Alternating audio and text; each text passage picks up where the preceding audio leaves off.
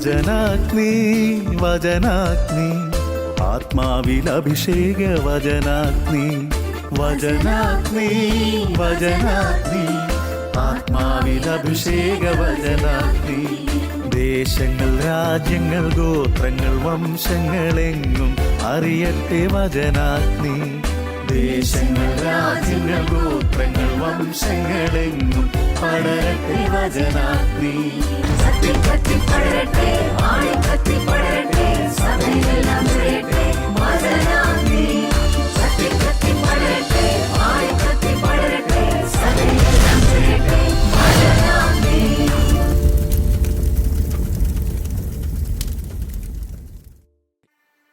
യേശുവിൽ ഏറെ സ്നേഹിക്കപ്പെടുന്ന എൻ്റെ സഹോദരി സഹോദരന്മാരെ, നിങ്ങളെ ഏവരെയും ഏറെ സന്തോഷത്തോടെ യേശുനാമത്തിൽ ഈ വചന ശുശ്രൂഷയിലേക്ക് സ്വാഗതം ചെയ്യുന്നു.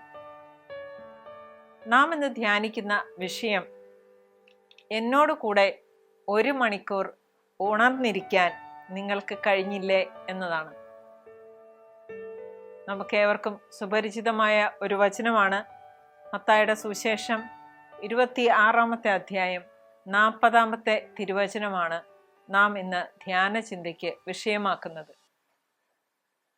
ഞാൻ ഇടയ്ക്കെല്ലാം കോട്ടയം ടൗണിലുള്ള ഒരു പള്ളിയിൽ ദിവ്യകാരുണ്യ ആരാധന രാവിലെ തുടങ്ങി വൈകുന്നേരം വരെ ഉള്ള ഒരു പള്ളിയിൽ സമയം കിട്ടുമ്പോഴെല്ലാം പോയിരുന്ന് ഏകാന്ത ധ്യാനം ചെയ്യാറുണ്ടായിരുന്നു. കുറേ സമയം ദിവ്യകാരുണ്യത്തിലേക്ക് ഇങ്ങനെ നോക്കിയിരിക്കും. ദൈവം നമ്മുടെ ജീവിതത്തിൽ വർഷിച്ച എല്ലാ അനുഗ്രഹങ്ങൾക്കുമായി നന്ദി പറയും. അങ്ങനെ മണിക്കൂറുകൾ കിട്ടുകയാണെങ്കിൽ അങ്ങനെ ഇരിക്കാൻ എനിക്ക് സാധിക്കാറുണ്ടായിരുന്നു. ഞാൻ ശ്രദ്ധിച്ചിരുന്ന മറ്റൊരു കാര്യമുണ്ട്. ചെറുപ്പക്കാരനായ ഒരു യുവാവ് മിക്കവാറും ഞാൻ പ്രാർത്ഥിക്കാനായിട്ടിരിക്കുന്ന സമയവും അല്ലാതെയും ഒക്കെ ആ പള്ളിയിൽ വന്ന് ഏറെ സമയം മുട്ടിന്മേൽ നിന്ന് പ്രാർത്ഥിക്കുന്നത് ഞാൻ കാണാറുണ്ടായിരുന്നു. പ്രാർത്ഥനാ സമയമായതിനാലും എനിക്ക് പരിചയമില്ലാത്തതിനാലും ഏറെ നാൾ ആ യുവാവിനോട് സംസാരിക്കാൻ സാധിച്ചില്ല. വർഷങ്ങളായി ഞങ്ങൾ കാണുമായിരുന്ന പള്ളിയിലേക്ക് വരുമ്പോഴും അവിടുന്ന് പോകുമ്പോഴേക്കും ഒന്ന് ചിരിക്കും, എന്നിട്ട് അങ്ങ് പോകാറാണുള്ളത്. ഒരു ദിവസം മറ്റൊരു പെൺകുട്ടി, ഞാൻ നേരത്തെ പഠിപ്പിച്ചിരുന്നതാണ്, ആ പള്ളിയിലിരിക്കുന്ന കണ്ടു. ആ കുട്ടിയുമായിട്ട് സംസാരിച്ചപ്പോൾ ഈ യുവാവും വന്ന് ആ പെൺകുട്ടിയോട് സംസാരിക്കുന്നുണ്ടായിരുന്നു. അവർ നേരത്തെ പരിചയത്തിലായിരുന്നു. അങ്ങനെ ഞാൻ ഈ യുവാവുമായി പരിചയപ്പെടാൻ ആരംഭിച്ചു. അപ്പോൾ ആ യുവാവ് എന്നോട് പറഞ്ഞു, ഞാൻ പലപ്പോഴും കാണാറുണ്ടല്ലോ ആൻറ്റി ഇവിടെ വന്നിരുന്ന് പ്രാർത്ഥിക്കുന്നത്. ഞാൻ തിരിച്ചും പറഞ്ഞു, താനിവിടെ വന്നിരുന്ന് പ്രാർത്ഥിക്കുന്നതും ഞാൻ ഇടയ്ക്കെല്ലാം കാണാറുണ്ടായിരുന്നു. എനിക്കേറെ ക്യൂരിയോസിറ്റി ഉണ്ടായിരുന്നതുകൊണ്ട് ഞാൻ ചോദിച്ചു, എന്താണ് ഇത്രയും സമയം പ്രാർത്ഥിക്കാൻ താങ്കൾക്ക് വിഷയം ഉള്ളത്? ചിരിച്ചുകൊണ്ട് ആ യുവാവ് എന്നോട് പറഞ്ഞു, മാഡം, എൻ്റെ ജീവിതം തന്നെ ഒരു അത്ഭുതമാണ്. ഞാൻ ഇന്ന് ജീവനോടെ ഇരിക്കുന്നെങ്കിൽ അത് ദൈവത്തിൻ്റെ കരുണ ഒന്നുകൊണ്ട് മാത്രമാണ്. ഇത്രയും നാൾ ജീവിച്ചിരുന്നിട്ടും ജീവന് വേണ്ടി ഒരു മൽപ്പിടുത്തം നടത്തുന്ന ഒരു സമയത്താണ് എൻ്റെ ഇത്രയും വർഷത്തെ ജീവിതം ദൈവത്തിന് വേണ്ടി കൊടുക്കാൻ സാധിച്ചില്ലല്ലോ എന്ന് മനസ്സിലായത്. യുവാവ് വിശദീകരിക്കാൻ ആരംഭിച്ചു. ഏറെ വർഷങ്ങൾ സാധാരണ ഒരു യുവാവിനെ പോലെ കലാലയ ജീവിതത്തിലും ശക്തമായ രാഷ്ട്രീയത്തിലും എല്ലാം തിളങ്ങി പ്രശോഭിച്ചിരുന്ന യുവാവ്. കലാലയത്തിൽ ഏത് അടിപിടി ഉണ്ടെങ്കിലും അതിലെല്ലാം എന്തെങ്കിലും ഒരു ശക്തമായ റോള് തനിക്ക് സ്വന്തമായിട്ടുണ്ടായിരുന്നു എന്ന് ഓർമ്മിക്കുകയുണ്ടായി. യുവജനോത്സവങ്ങളിലും കോളേജ് ഡേ സെലിബ്രേഷനിലും എല്ലാം ഷൈൻ ചെയ്തിരുന്ന യുവാവ്. ഏകദേശം 4 വർഷങ്ങൾക്ക് മുമ്പ് ഡെങ്കിപ്പനിയുടെ കടന്നാക്രമണം ഉണ്ടായപ്പോൾ കോട്ടയം ജില്ലയിലെ ഒരു പ്രമുഖ ഹോസ്പിറ്റലിൽ ചികിത്സയ്ക്കായി അഡ്മിറ്റ് ആവുകയും ഏറെ സമ്പന്ന കുടുംബത്തിൽപ്പെട്ടിരുന്ന ഈ യുവാവിൻ്റെ വളരെ പ്രശസ്തനായ അച്ഛനും അമ്മയും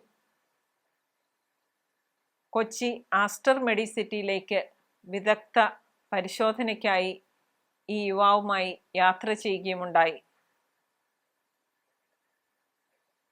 യുവാവ് ഏകദേശം അർത്ഥബോധാവസ്ഥയിലായിരുന്നു.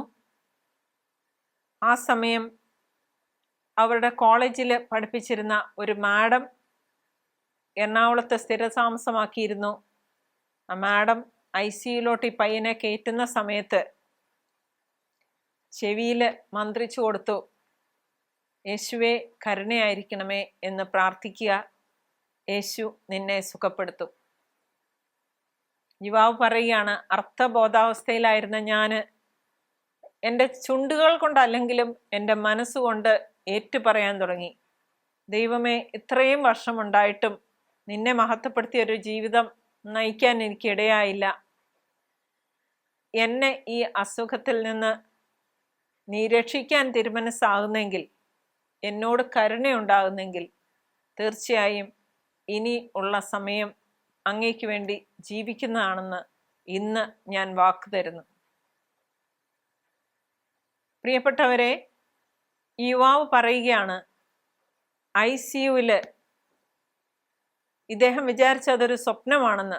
പക്ഷേ വെള്ള ഉടുപ്പിട്ട ചോപ്പ് ഷാൾ പുതച്ച യേശു നേരിട്ട് വന്ന് കണ്ണുകളിൽ സ്പർശിച്ചതായി ഈ പയ്യന് ഒരു ദർശനം ലഭിക്കുകയും 3 ദിവസത്തോളം അബോധാവസ്ഥയിൽ പോയ ഈ പയ്യൻ 4-ാം ദിവസം രാവിലെ കണ്ണു തുറന്ന് തൻ്റെ അടുത്ത് വന്ന യേശുവിനെ അന്വേഷിച്ചു തുടങ്ങുകയും ചെയ്തു എന്നാണ് ഈ പയ്യൻ തരുന്ന സാക്ഷ്യം. ഞാൻ ചോദിച്ചു, ആ സമയത്ത് ആ മാഡം അടുത്ത് വന്നു കഴിഞ്ഞപ്പോഴുള്ള പ്രാർത്ഥനയ്ക്ക് എന്തായിരുന്നു വ്യത്യാസം? പയ്യൻ പറയുകയാണ്, മാഡം, ജീവന് വേണ്ടി പിടയുമ്പോഴാണ് നമ്മുടെ ഉള്ളിൽ നിന്ന് ഏറ്റവും ശക്തമായ ഒരു പ്രാർത്ഥന വെളിയിൽ വരുന്നത് എന്ന് അന്ന് ഞാൻ മനസ്സിലാക്കി. സിനിമാ ലോകത്ത് ഏറെ ഇൻഫ്ലുവൻസ് ഉണ്ടായിരുന്ന ഈ പയ്യൻ്റെ അച്ഛൻ, ഏറെ നല്ല സാമ്പത്തിക ശേഷി ഉണ്ടായിരുന്ന ഈ കുടുംബം പിന്നീട് പരിചയപ്പെട്ടപ്പോൾ എൻ്റെ അടുക്കൽ പറയുകയുണ്ടായി, അന്നാണ് ഞാൻ മനസ്സിലാക്കിയത്, പ്രാർത്ഥനയ്ക്ക് പ്രാധാന്യം കൊടുക്കാതെ ഇത്രയും നാളും ഓടിയ ആ നേടിയ യാതൊരു വസ്തുവിനും എൻ്റെ മകനെ എനിക്ക് തിരിച്ചു തരാനാവില്ല എന്ന യാഥാർത്ഥ്യം അറിഞ്ഞപ്പോൾ വലിയ സ്ഥാനമാനങ്ങൾ അലങ്കരിക്കുന്ന ഞാൻ ICUവിൻ്റെ മുമ്പിൽ മുട്ടിൽ വീണ് കമന്നു കിടന്ന് ഒരു ഭ്രാന്തനെ പോലെ നിലവിളിച്ച് ഞാൻ പ്രാർത്ഥിച്ചു. തൊട്ടടുത്തുള്ള ഒരു കുരിശുപള്ളിയുടെ മുമ്പിൽ കമിഴ്ന്നു വീണ് എന്നെ ആര് ശ്രദ്ധിക്കുന്നു എന്ന് മനസ്സിലാക്കാതെ ഞാൻ ഉച്ചത്തിൽ നിലവിളിച്ച് എൻ്റെ മകൻ്റെ ജീവന് വേണ്ടി ഈശോയോട് യാചിച്ചു. പ്രിയപ്പെട്ടവരെ, അച്ഛനും മകനും, തീർച്ചയായും അമ്മയും ആ കൂടെ തന്നെ ഉണ്ട്. അവരുമായിട്ട് സംസാരിക്കാനിടയായപ്പോൾ അവർ പറഞ്ഞ ഒരു കാര്യമാണ്, ജീവന്റെ മുമ്പിൽ പിടഞ്ഞു നിൽക്കുമ്പോഴാണ് നമ്മുടെ ഉള്ളിൽ നിന്നും യഥാർത്ഥമായ പ്രാർത്ഥന ഉതിരുന്നത്. ആ യുവാവ് സംസാരിക്കുകയാണ്, പല പ്രാവശ്യം ഈ വചനത്തിലൂടെ ഞാൻ കടന്നു പോയിട്ടുണ്ട്. 1 മണിക്കൂർ എന്നോടൊപ്പം ഉണർന്നിരിക്കാൻ നിങ്ങൾക്ക് ആവില്ലേ? നിങ്ങൾ ഉറങ്ങി വിശ്രമിക്കുന്നത് എന്ത്? പക്ഷെ ഒരിക്കലും അതെൻ്റെ ഹൃദയത്തിൽ സ്പർശിച്ചിട്ടില്ലാത്ത ഒരു വചനമായിരുന്നു. അന്ന് എനിക്ക് മനസ്സിലായി, മണിക്കൂറുകളോളം ദൈവസന്നിധിയിൽ ഇരുന്ന് പ്രാർത്ഥിക്കാൻ എനിക്ക് സാധിക്കും. യുവാവിൻ്റെ അച്ഛൻ വീണ്ടും കൂട്ടിച്ചേർത്തു, 1 മണിക്കൂർ പ്രാർത്ഥനയ്ക്ക് പോയിട്ട് അരമണിക്കൂർ ഇരിക്കുമ്പോഴേ അസ്വസ്ഥതയോടെ ഇരുന്നിരുന്ന ഞങ്ങൾ അതിനുശേഷം മണിക്കൂറുകളോളം കുടുംബമായി ദൈവത്തിരുസന്നിധിയിൽ പ്രാർത്ഥിക്കാനിടയായി. പ്രിയപ്പെട്ടവരെ, പല രീതിയിലുള്ള പ്രാർത്ഥനയുണ്ടല്ലോ. പല കുട്ടികളും എന്നോട് ചോദിക്കാറുണ്ട്, മാഡം എങ്ങനെയാണ് ഇത്രയും സമയം പ്രാർത്ഥിക്കാൻ സാധിക്കുക? ഇത് മനുഷ്യർക്ക് സാധിക്കുന്ന കാര്യമാണോ? പ്രാർത്ഥിക്കാനിരിക്കുന്ന ഉടൻ ഉറക്കം വരാറുണ്ടല്ലോ. പല വിചാരം കൊണ്ട് പ്രാർത്ഥന മുഴുമിപ്പിക്കാൻ സാധിക്കാത്ത എത്രയോ ദിവസങ്ങളുണ്ട്.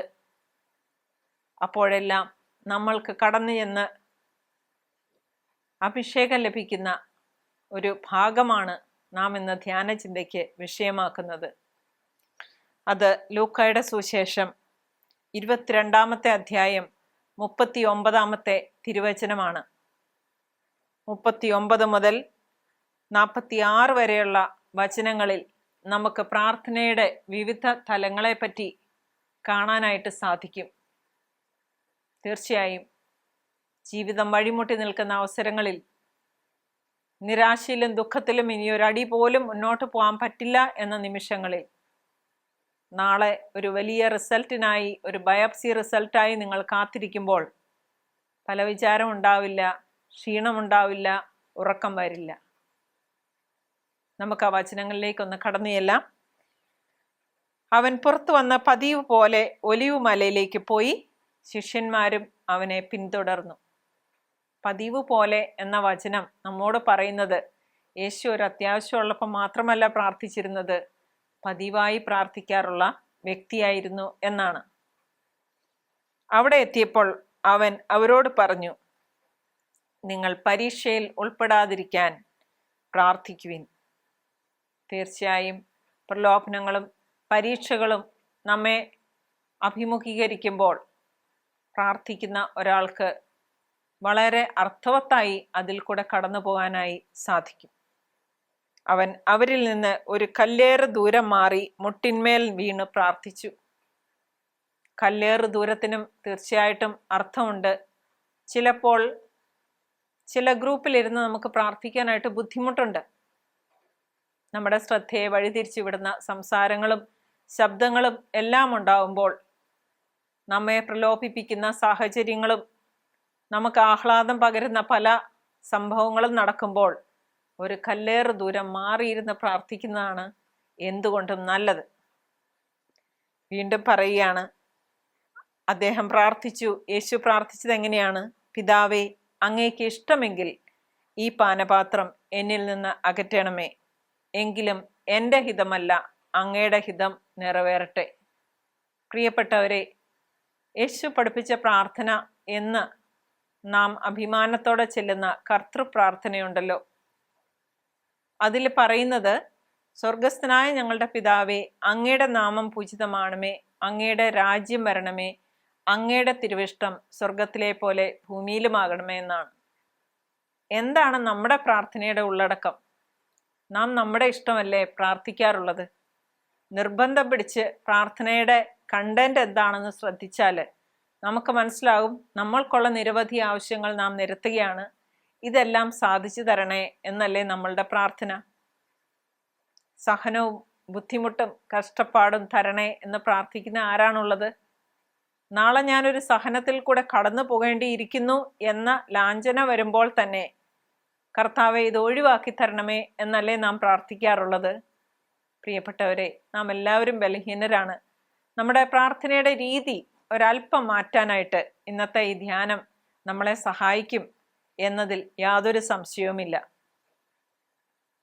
എല്ലാ കഷ്ടപ്പാടുകളും വരുമ്പോൾ നാം എത്ര പ്രാർത്ഥിച്ചാലും ചിലപ്പോൾ അവ അങ്ങനെ തന്നെ നിൽക്കുന്നതും വഷളാകുന്നതും നാം അനുഭവിച്ചറിഞ്ഞിട്ടുണ്ട്. പലരുടെയും പ്രതികരണം പല രീതിയിലാണ്. ചിലർ പ്രാർത്ഥന തന്നെ ഉപേക്ഷിക്കും, ചിലർ യേശുവിനെ തള്ളി പറയും, ചിലർ ഇതിലൊന്നും ഒരു കാര്യമില്ല എന്ന് പറയും. പ്രിയപ്പെട്ടവരെ, നമ്മുടെ മനോഭാവം എന്താണ്? യേശുവിൻ്റെ മനോഭാവം നമുക്ക് മാതൃകയാക്കാവുന്നതാണ്.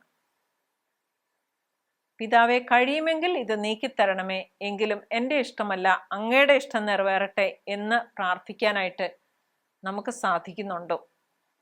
ഞാൻ എന്നോടുകൂടിയാണ് സംസാരിക്കുന്നത് കേട്ടോ. തീർച്ചയായും അപ്പോൾ ആ പാനപാത്രം മാറിപ്പോവുകയല്ല ചെയ്തത്, നമുക്ക് ഏവർക്കും അറിയാം. അപ്പോൾ അവനെ ശക്തിപ്പെടുത്താൻ സ്വർഗത്തിൽ നിന്ന് ഒരു ദൂതൻ പ്രത്യക്ഷപ്പെട്ടു. ആ ഒരു വിഷമസന്ധിയിലൂടെ കടന്നു പോകാൻ വേണ്ട ഒരു സഹായം ദൈവം അയച്ചു തരും. അതിൽ കൂടെ നാം നടന്നു നീങ്ങുന്നത് നമുക്ക് കാണാനായിട്ട് സാധിക്കും. വീണ്ടും പറയുന്നു, അവൻ തീവ്ര വേദനയിൽ മുഴുകി കൂടുതൽ തീഷ്ണമായി പ്രാർത്ഥിച്ചു. അവൻ്റെ വിയർപ്പ് രക്തത്തുള്ളികൾ പോലെ നിലത്തു വീണു. രക്തം വിയർത്ത് പ്രാർത്ഥിക്കുന്ന അവസ്ഥകൾ നമ്മളുടെ ജീവിതത്തിലും ഉണ്ടായിട്ടില്ലേ? കൂടുതൽ തീഷ്ണമായി പ്രാർത്ഥിക്കുന്ന എത്രയോ അവസരങ്ങൾ നമുക്കുണ്ടായിട്ടുണ്ട്. ആ സമയമൊന്നും നമുക്ക് ഉറക്കം വരികയോ പല വിചാരം വരികയോ ചെയ്തിട്ടില്ല എന്നതല്ലേ വാസ്തവം. തീർച്ചയായിട്ടും ഞാൻ ഇടയ്ക്ക് ചിന്തിക്കാറുണ്ട്, എപ്പം ഒരു ഉഴപ്പ് മനോഭാവം പ്രാർത്ഥനയിൽ വരുന്നോ അപ്പോൾ പ്രത്യേകിച്ച് നമുക്ക് സഹനം ഒന്നും ഇല്ല എന്നതാണ് അതിൻ്റെ അർത്ഥം.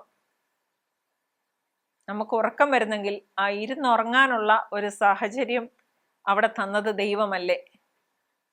സമയമില്ല എന്ന് നമ്മൾ പറയുന്നു. 1 മണിക്കൂറാണ് കർത്താവ് ആവശ്യപ്പെട്ടത് മിനിമം.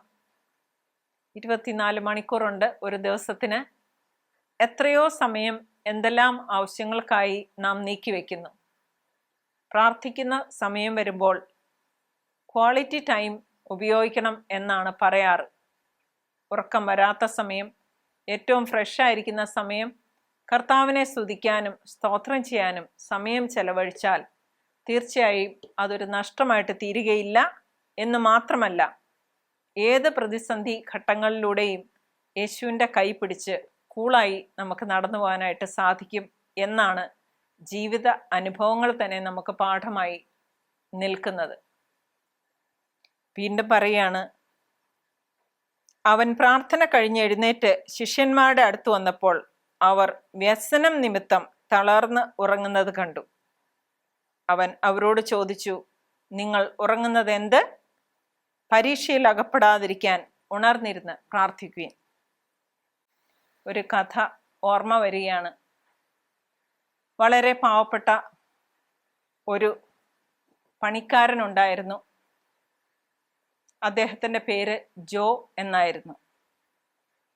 ജോ തൻ്റെ ജോലിയുടെ ഉച്ചയൂണിൻ്റെ സമയം ഭക്ഷണം കഴിച്ചതിന് ശേഷം അടുത്തുള്ള ഒരു പള്ളിയിൽ ഓടി വന്ന് കയറി, അവിടെ ദിവ്യകാരുണ്യമുണ്ട്, അവിടെ കൈകൂപ്പി 1 മിനിറ്റ് നിന്നിട്ട് തിരിച്ച് ഓടി ജോലിയിൽ പ്രവേശിക്കുന്നത് ഒരു പുരോഹിതൻ സ്ഥിരമായി കണ്ടുകൊണ്ടിരുന്നു. ഓടി വരും, കൈകൂപ്പി കണ്ണടച്ച് 1 മിനിറ്റ് അല്ലെങ്കിൽ കൂടി വന്നാൽ 2 മിനിറ്റ് മാത്രമേ ഉള്ളൂ. അങ്ങനെ പ്രാർത്ഥിക്കും, തിരിച്ച് കൃത്യസമയത്ത് എത്തേണ്ടതിനാൽ ഓടി ജോലിയിൽ പ്രവേശിക്കും. എന്നാൽ കുറേ വർഷങ്ങൾ കഴിഞ്ഞപ്പോൾ ഒരു ദിവസം ഈ ജോ എന്ന മനുഷ്യനെ കാണാതെയായി. ആ പുരോഹിതന് ഏറെ വിഷമം തോന്നി. ഇദ്ദേഹത്തിന് എന്ത് സംഭവിച്ചിരിക്കാം എന്ന് അന്വേഷിച്ചു തുടങ്ങി. എന്നാൽ ഒരു ഉത്തരവ് ലഭിച്ചില്ല. കുറേ നാളുകൾക്ക് ശേഷം വീണ്ടും ജോ ഉച്ച സമയത്ത് ഓടി പള്ളിയിലേക്ക് വരുന്നത് കാണാനിടയായി. കൗതുകം കൊണ്ട് പുരോഹിതൻ അദ്ദേഹത്തോട് പോയി സംസാരിച്ചു. എന്തു പറ്റി? കഴിഞ്ഞ 2 ആഴ്ചയായി താങ്കളെ കാണാറില്ലായിരുന്നല്ലോ. താങ്കൾ എന്നും വന്ന് 2 മിനിറ്റ് കൈകൂപ്പി നിന്ന് ഓടിപ്പോകുന്നത് ഞാൻ ശ്രദ്ധിക്കാറുണ്ടായിരുന്നു. താങ്കൾ എന്താണ് പ്രാർത്ഥിച്ചിരുന്നത്? ജോ ഉത്തരം പറഞ്ഞു, ഞാനൊരു വിജാതീയനാണ്. ഞാൻ ഓടി വന്ന് എനിക്കൊന്നും പറയാനില്ല. പറയുന്നത് യേശുവേ ഇതാ ജോ വന്നിരിക്കുന്നു എന്ന് പറഞ്ഞ് 1 നിമിഷം നിൽക്കും. കർത്താവിനോട് സംസാരിക്കുന്നത് ഞാൻ അറിയുന്നുണ്ട്. അത് കേട്ടിട്ട് ഞാൻ പോകും. പിറ്റേ ദിവസം വന്ന് ഞാൻ പറയാറുള്ളത് ഇത്ര മാത്രം, കർത്താവേ ജോ ഇതാ വന്നിരിക്കുന്നു. ഈ മനുഷ്യൻ തുടർന്ന് സംസാരിക്കുകയുണ്ടായി. എനിക്ക് അസുഖം ബാധിച്ച് ഒരു എമർജൻസി സർജറി ചെയ്യേണ്ടി വന്നു. ഞാൻ ഹോസ്പിറ്റലിൽ അഡ്മിറ്റായിരുന്നു. എൻ്റെ ഓപ്പറേഷൻ നടന്ന ആ ദിവസവും എൻ്റെ അടുത്ത ദിവസങ്ങളൊക്കെ ഞാൻ ഇങ്ങനെ ചിന്തിക്കാൻ തുടങ്ങി, എനിക്ക് ഉച്ച സമയത്ത് കർത്താവിൻ്റെ അടുക്കലൊന്ന് പോയി ഞാൻ വന്നിരിക്കുന്നു എന്ന് പറയാൻ സാധിക്കുന്നില്ലല്ലോ. പ്രിയപ്പെട്ടവരെ, അദ്ദേഹം പറയുകയാണ്, എന്നാൽ എൻ്റെ ഓപ്പറേഷൻ കഴിഞ്ഞ് ഞാൻ കണ്ണ് തുറന്നപ്പോൾ ICUവിൽ ഉച്ച സമയമായി. സമയം നോക്കിയപ്പോൾ ഞാൻ പോകുന്ന ഉച്ച സമയമായിരുന്നു. എന്നെ അതിശയപ്പെടുത്തിക്കൊണ്ട് കർത്താവ് എൻ്റെ അടുത്ത് നിൽക്കുന്നത് ഞാൻ കണ്ടു. പുരോഹിതൻ വീണ്ടും ചോദിച്ചു, കർത്താവ് എന്തെങ്കിലും സംസാരിച്ചോ? എന്തായിരുന്നു പറഞ്ഞത്? കർത്താവ് എന്നോട് പറഞ്ഞു, ജോ ഇതാ യേശു വന്നിരിക്കുന്നു. പ്രിയപ്പെട്ടവരെ, ഒരു നിഷ്കളങ്കനായ മനുഷ്യൻ്റെ പ്രാർത്ഥനയ്ക്ക് ദൈവം കൊടുക്കുന്ന വിലയാണ് നാം കാണാനിടയായത്. ദൈവത്തിൻ്റെ അടുക്കൽ ദിനം പ്രതി വന്ന് പ്രാർത്ഥിക്കുന്ന ഒരു വ്യക്തിയെ ദൈവം ഒരിക്കലും ഉപേക്ഷിക്കുകയില്ലെന്നും അദ്ദേഹത്തിൻ്റെ ആ വിഷമം മനസ്സിലാക്കി അദ്ദേഹമായിരിക്കുന്ന ആശുപത്രി കിടക്കയിൽ ദൈവം വന്നു എന്നാണ് ഇദ്ദേഹം പറഞ്ഞത്. 1 മിനിറ്റ് മാത്രം അവിടെ നിന്ന് ജോയെ നോക്കി പുഞ്ചിരിച്ചതിന് ശേഷം യേശു അവിടെ നിന്ന് അപ്രത്യക്ഷനാവുകയും ചെയ്തു. പ്രിയപ്പെട്ടവരെ, ഇതൊരു അനുഭവമാണ്. നാം എത്ര സമയം ദൈവത്തിന് വേണ്ടിയിട്ട് ചെലവഴിക്കുന്നോ, ദൈവം അതിൽ എത്രയോ കൂടുതൽ സമയം നമ്മുടെ കാര്യങ്ങളിൽ ശ്രദ്ധാലുവാണ് എന്ന് നാം ചിന്തിക്കേണ്ടിയിരിക്കുന്നു.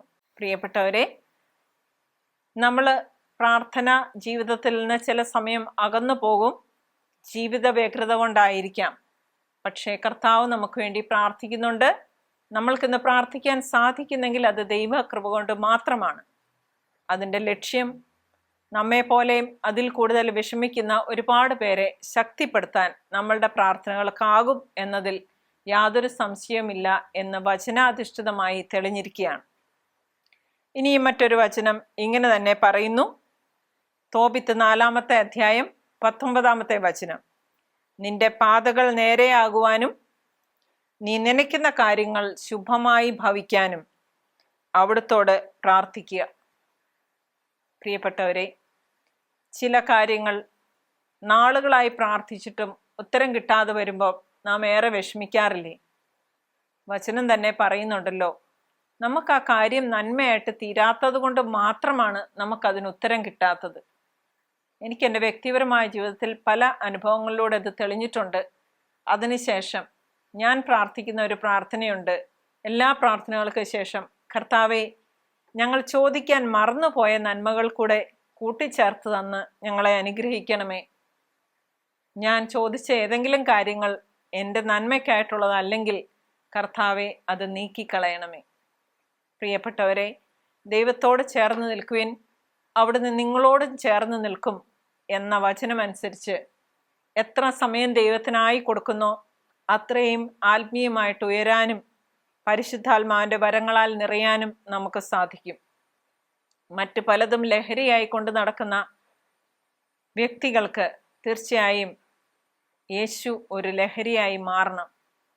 നമുക്ക് ഇന്ന് ഈ വചനങ്ങളുടെ എല്ലാം അടിസ്ഥാനത്തിൽ യേശുവിനോട് പ്രാർത്ഥിക്കാം. കർത്താവെ, ഞങ്ങൾക്ക് കൂടുതൽ പ്രാർത്ഥിക്കാനും നിന്നോട് കൂടെ ആയിരിക്കാനും ഞങ്ങളുടെ പ്രാർത്ഥന നിനക്ക് സ്വീകാര്യമായി തീരാനും വേണ്ട കൃപയാൽ ഞങ്ങളെ നിറയ്ക്കണമേ. നമ്മുടെ ആവശ്യങ്ങൾ നിരത്തുന്ന ഒരു പട്ടികയായിട്ടാണ് നമ്മുടെ പ്രാർത്ഥനകൾ മാറിയെങ്കിൽ നമുക്ക് യേശുവിൻ്റെ സ്വരം ഒന്ന് ശ്രവിക്കാനായിട്ട് കൂടുതലായിട്ട് ശ്രമിച്ചു തുടങ്ങാം. നമ്മുടെ ആദ്യത്തെ ലെവലിലെ പ്രാർത്ഥനയിൽ നിന്ന് അല്പമൊന്ന് ഉയരാനും കർത്താവ് നമ്മളോട് എന്താണ് സംസാരിക്കുന്നതെന്നൊന്ന് കാതോർക്കാനും നമ്മുടെ മനസ്സുകളെ തന്നെ ശാന്തമാക്കി ദൈവസന്നിധിയിലാക്കാനും പ്രാർത്ഥനകൾക്ക് ശേഷം ഒരു ആനന്ദം അനുഭവിക്കാനും നമ്മൾക്ക് സാധിക്കുന്ന രീതിയിൽ നമ്മളുടെ പ്രാർത്ഥനാ ജീവിതത്തെ ഏറ്റെടുക്കണമേ എന്ന് ദൈവത്തോട് നമുക്ക് പ്രാർത്ഥിക്കാം.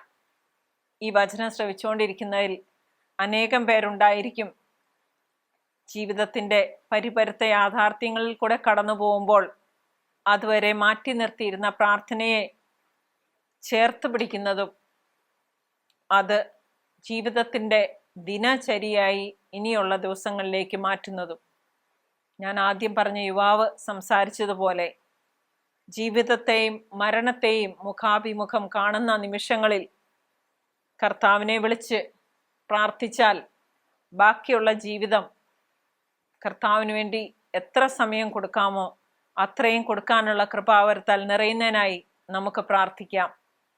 കർത്താവിൻ്റെ ചോദ്യം നമ്മളെ ഇന്നു മുതൽ ഒന്ന് ശല്യപ്പെടുത്തി തുടങ്ങട്ടെ. എന്നോട് കൂടെ 1 മണിക്കൂർ ഉണർന്നിരിക്കാൻ നിങ്ങൾക്ക് കഴിഞ്ഞില്ലേ? കഴിയാതെ പോയ മണിക്കൂറുകളെക്കുറിച്ച് ഓർത്ത് നമുക്ക് ക്ഷമ ചോദിക്കാം. ഇനിയുള്ള ദിവസങ്ങളിൽ എന്തെല്ലാം ജീവിത വ്യഗ്രതകൾ ഉണ്ടായാലും കർത്താവിനോട് കൂടി മണിക്കൂറുകൾ ചെലവഴിക്കാനുള്ള കൃപാവരത്തിനായി നമുക്ക് പ്രാർത്ഥിച്ചാലോ? ആ പ്രാർത്ഥനകളിൽ നമ്മുടെ ആവശ്യമൊന്ന് മാറ്റിവെച്ച് നമുക്ക് ചുറ്റും വേദനിക്കുന്നവരില്ലേ? നമ്മളെക്കാളും കഷ്ടപ്പെടുന്നവരും സങ്കടപ്പെടുന്നവരും ഇല്ലേ? അവർക്ക് ബലം കിട്ടാനായി നമുക്കൊന്ന് പ്രാർത്ഥിച്ചു തുടങ്ങിയാലോ? പ്രിയപ്പെട്ടവരെ, നമുക്ക് നമ്മുടെ കണ്ണുകളെ അടയ്ക്കാം. പ്രാർത്ഥനയിൽ നമ്മെ തന്നെ ഒന്ന് സമർപ്പിക്കാം. നമുക്കിന്ന് ഈ ചിന്തയ്ക്ക് വിഷയീഭവിച്ച ആ മകനെ കൂടുതൽ ദൈവം അനുഗ്രഹിക്കുന്നതിനായിട്ടും നമ്മുടെ പ്രാർത്ഥനാ രീതി ഒന്ന് മാറ്റിപ്പിടിക്കുന്നതിനായിട്ടും ഈ ആത്മീയമായ വചനങ്ങൾ നമ്മെ അനുഗ്രഹിക്കട്ടെ, നമ്മൾക്ക് സഹായകമായിട്ട് തീരട്ടെ. നമുക്ക് പ്രാർത്ഥിക്കാം.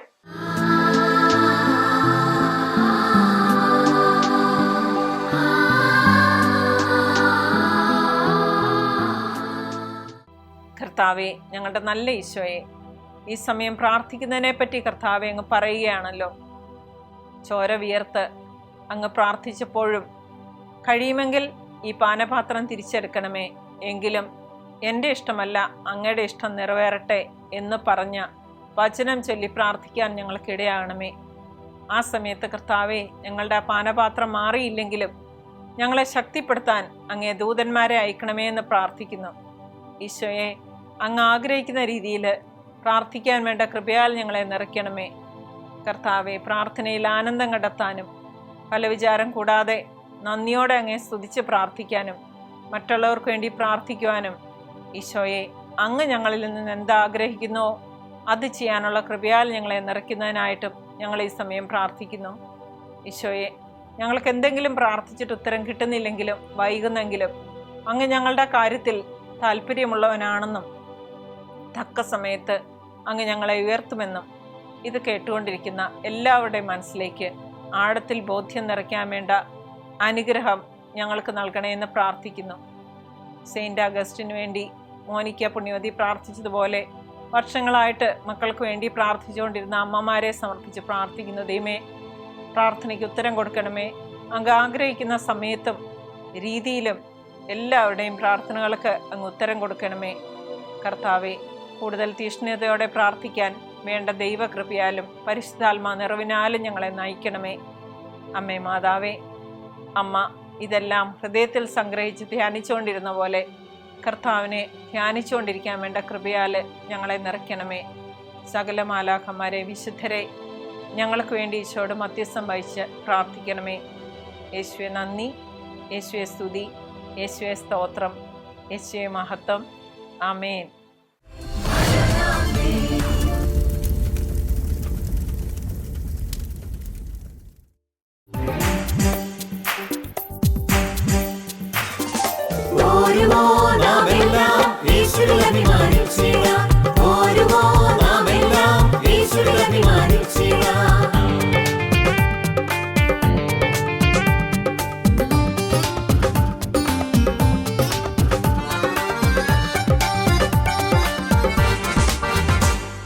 നമ്മുടെ നാഥൻ ഒലിവുമലയിൽ അന്ന് നൽകിയ മിഷൻ ദൂത് തലമുറ തലമുറ കൈമാറി കെടാതെ ഞങ്ങൾ ഘോഷിക്കും, കെടാതെ ഞങ്ങൾ ഘോഷിക്കും.